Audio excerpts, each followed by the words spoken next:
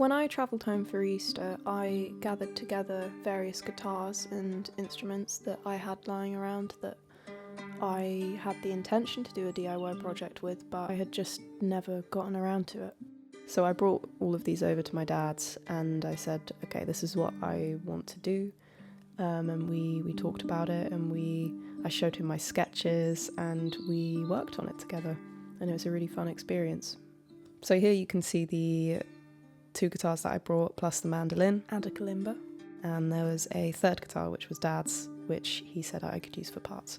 First step was to draw the line of the angle that the strings would be crossing the guitar at, and I went as parallel as possible as I thought the proximity to the strings would maximise the sympathetic response. Here I am removing the strings off the mandolin so that we could use the parts from it. And then after we did this, I made some more sketches of how this would actually be attached and how the angle would be evened out. And the solution to that was to make this block of wood that sat at the bottom of the guitar. So I penciled out the shape for that. Dad took it to the bandsaw and then came back and we measured it up against the bottom to make sure the angle was right. We drilled some holes, screwed it into the bottom of the guitar, and then we took the metal from the bottom of the mandolin and screwed that into the top of the block. With that part done, the next part was to problem solve how we were going to do the other side. The machine heads were removed from Dad's guitar, and then I traced around the head, and that got cut out of another block of wood. So after that, the machine heads went into the new guitar head. And then next up was to cut out the reinforcements for this. So there was going to be this piece of wood attached to the back of the guitar head, and then another piece of wood on the inside of the guitar that screws into the part that's outside. This had to be sanded in a very particular way so that the head of the guitar was tilted back slightly like you see in standard guitars, in order for the strings to not just be floating above the bridge, and also for it to mimic the curvature of the guitar. Here's the reinforcing piece that's going to go on the inside, and there they are together. Here we are with everything fully screwed in and some of the strings being put onto. I did think about the possibility of a second sound hole being added, but eventually I decided against that because I didn't know if it would make the sound worse or less resonant, so we just kind of left that be. You can see in this drawing that I'm starting to think about the curved bridge to allow for easier bowing, and that was a relatively simple thing to cut out and achieve, so we went and did that next. Next up, this is more of an aesthetic choice, but here I am coating the wood with linseed oil and really saturating it. This just brings out the colour more and makes it all look a bit more polished. And here we are doing the exact same with the wooden dowel elastic band block of wood. I put all of the dowels in first so that I wouldn't get the linseed oil in the holes, because that would, at this point I wasn't sure if I was going to glue them in or not. I decided against that because it's actually good to be able to rotate them, to be able to fine tune the elastic bands in a way, but I did avoid putting the linseed oil in the holes because that might have made it harder for them to be glued in. I was very chuffed with how this turned out. The colour is just fantastic and it matches the bass of the guitar perfectly.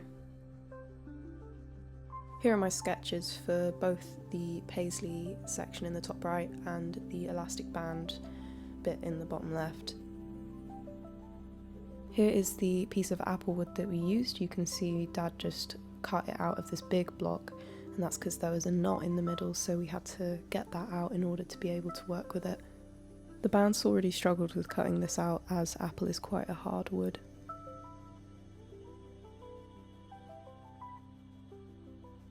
Okay, so skipping ahead a little bit, the holes got drilled in and the edges were curved, and I did that with some sandpaper just to make it look nicer.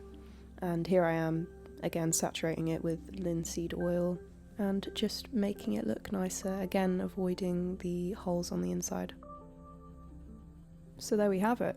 With this custom guitar, it is fully flexible. Each element can be changed in some way, to be able to be played differently. You can tune it differently, whether that be the actual bass guitar or the mandolin strings.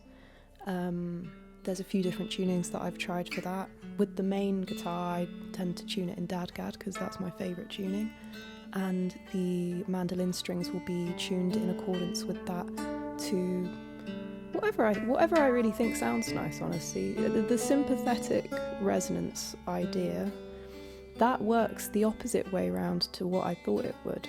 And unfortunately, it doesn't work as well as I was expecting. So the only real situation that I've really noticed it is when I've played, let's say, the low D string on the mandolin string.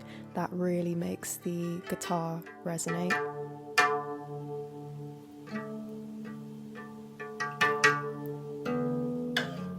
But other than that, sadly, it doesn't quite do what I was expecting it to, but that's okay. I could try different strings, maybe that would work better, but regardless of the outcome, it was a great concept to base the construction around, and I think it's turned out excellent, and I'm really proud of it, and it was a great experience, and I've learned a lot from it.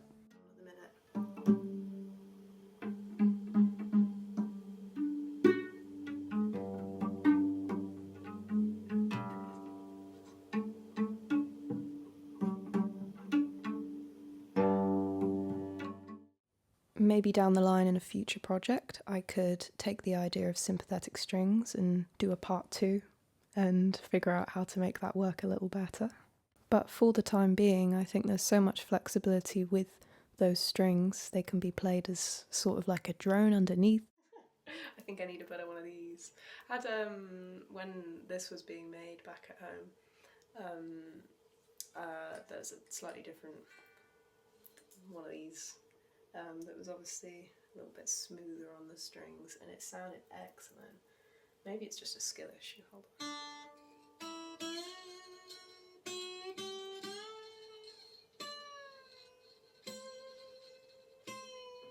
Getting a little better. All plucked individually. I think that it is still perfectly fine and fully functional. The only real issues that there are with the guitar is the mandolin strings go out of tune relatively quickly. It depends. Each time I've come back to it, I've had to tune it up a bit just before I start playing, and obviously the elastic bands are just elastic bands, so they may go out as well. But to be honest, once they're in the right position and you've wrapped them around and adjusted it, they tend to keep that quite well, and I think that is naturally the cost of making something that everything can be changed to some degree, is that there will be some natural fluctuation of that. Also, the setup time can take a minute, so that's another thing. But other than that, I've found it excellent to make music with, and yeah. I will be uploading some study pieces and experimentations, so follow along for that. And yeah, I'll be doing a composition at the end of it, so yay! We'll see how that goes.